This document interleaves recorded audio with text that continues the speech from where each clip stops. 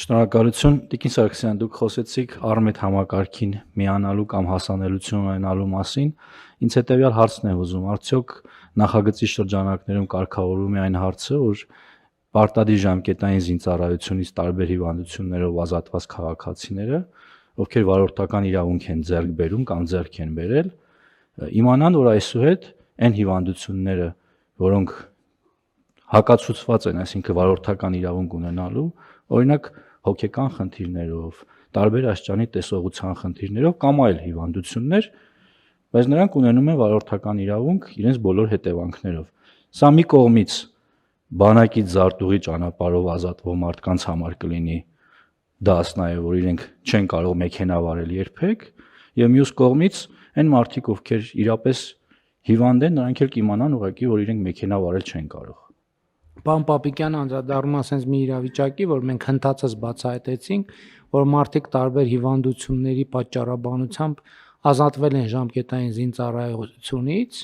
եւ այդ հիվանդությունները անհամատեղելի են վարորդական, մեկ էլ տեսնում ենք այդ մարդիկ վարորդական իրավունք ունեն, ասում ենք, բայց ոնց, ուրեմն ստե մի բան այն չի։ Եվ հետեւաբար թվայնացումը ստեղ էլ այդ հարցը պետք է լուծի, եթե միտեղ արձանագրվել է, որ այդ խնդրեմը կա, այդ արդեն այդ անձի պրոֆիլում պետքա կարմիր լույսը վառի եւ ավտոմատ արգելք դրվի, որ այս մարդը չի կարող ունենալ, ասենք վարորդական իրավունք, մինչև այս խնդիրը պարզաբանված չի։ Հիմի այս հարցերը այդ համատեքստում մենք կարող ենք լուծել։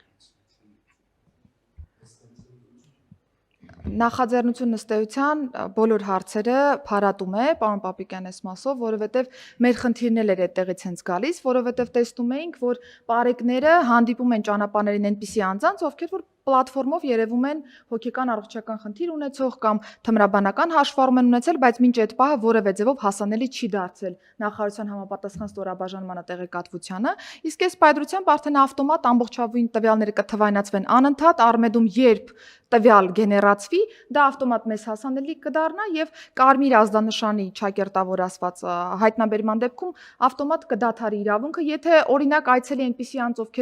ով մեր պատկերացմամբ որևէ խնդիր ունի առողջական, նույնիսկ Արմեդ, այսպես ասեմ, ուղեգրման ռեժիմով ազդակ ուղարկելու հարցել ենք դրել մեր առաջ, որպեսզի որևէ քաղաքացի տեսադաշտից բաց չմնա, անկախ նրանից, թե ինչ գործարքի համար է եկել նախարարություն։ Դե օրինակ թվայնացում, երբ որ դիմադրության է հանդիպում, նաեւ այս կոռուպցիոն համակարգերի պատճառով է,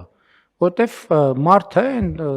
թղթային համակարգում պաշտպանության նախարարությունում բան է, ինքը ծայրահեղ ծանր հիվանդ է,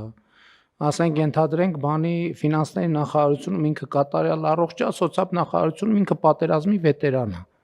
եւ դա չի երևում, ոչ միտեղ չի համադրվում։ Ունենք տես դեպքերը, ինչի եք ծիծաղում։ Թվայնացումը բերում է նույն դաշտի վրա, որ ոնց մի րոպե պետքա կողմնորոշվենք, ինքը կամ հիվանդ է, կամ առողջ է, կամ վետերան է, պետքա հասկանանք, չէ՞, այս ամեն ինչը։ Դրա համար էլ որ չենք հասկանում, լավ, այս ինչ դիմադրություն է, ինչի, որովհետև այնտեղ մեկը այն թուղթն է տվել, մյուսը այն թուղթը, երրորդ թուղթը։ Ու բոլոր իրեքն էլ գիտեն ինչի համար են տվել այդ թուղթը, ասում են, բա հոբ մի րոպե, այս որ բացվեց, ինչ ենք անելու մեզ։ Ավելի լավ է ուրեմն թող չլինի, ասենք, վայ, դա չի աշխատում, էս սենց է, դա լավ չի, դա հակասում է մեր արժեքներին, ոնց կլինի մարդկանց անձնական տվյալները եւ այլն եւ այլն։ Ամեն ինչ տակ մի հատ տենց պատմություն կա։